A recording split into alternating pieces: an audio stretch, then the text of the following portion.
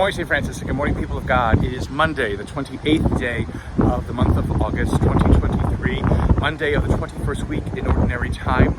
It is also today the memorial of St. Augustine of Hippo, the great scholar, lawyer, bishop, early Christian who tried to put some sense into the understanding of who Christ is and what Christ represents for us, and why it is that we are called believers, and why we have belief, and why belief is a part of our life.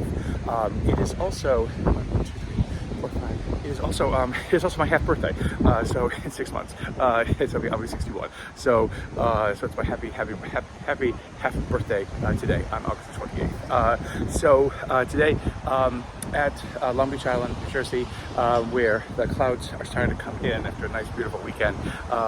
Again, the storms are going to be coming in from the west over there, as you can see. But it is still a lovely scene here on Long Beach Island, New Jersey, after doing masses with the friars this weekend. So we have Augustine, and what do you do with him?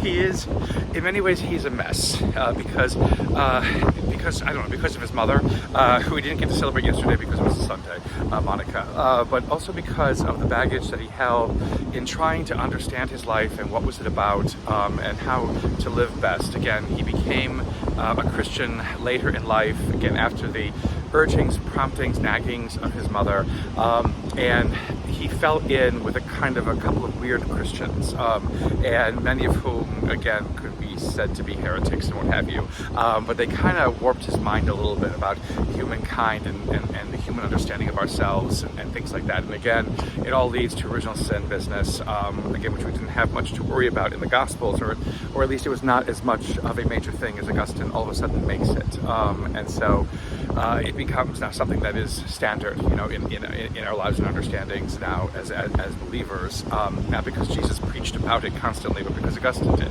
And that's always something for us to kind of remember.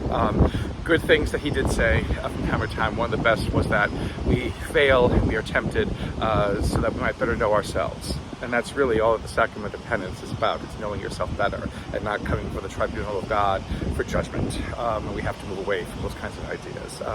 So we remember him today. Remember all the things that he did, that he should have done, that he might not have, that he shouldn't have done, and things like that. And try to take what is best about him, as we try to do on any saint who we remember on these days.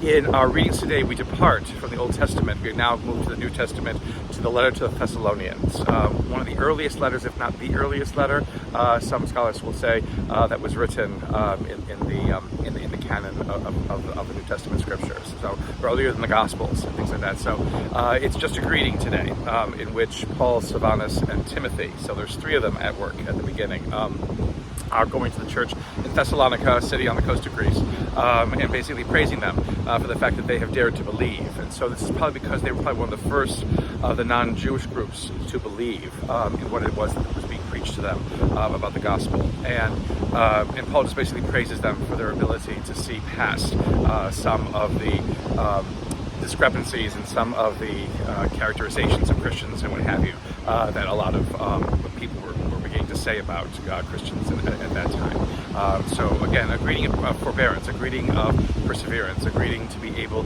to continue movement into greater understanding of who and what God is for them as revealed in Jesus of Nazareth. In the Gospel, we have the last time that we will listen to Mark at weekdays this year, unless it's a solemnity or whatever it is. But we're beginning to depart from, not Mark, but last time we're going to listen to Matthew.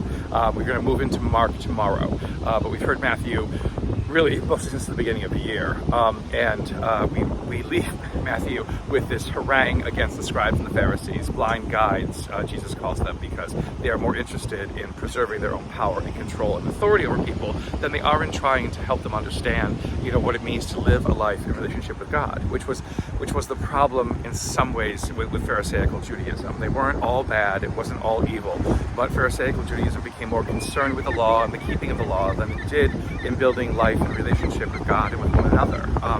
Sometimes we still have that today amongst our priesthood, that is more interested in laws, that is more interested in regulations, that's more interested in rules than it is in building relationships, in building a sense of unity, in building a sense of of understanding of what it means to be a part of God's life and a part of each other's lives.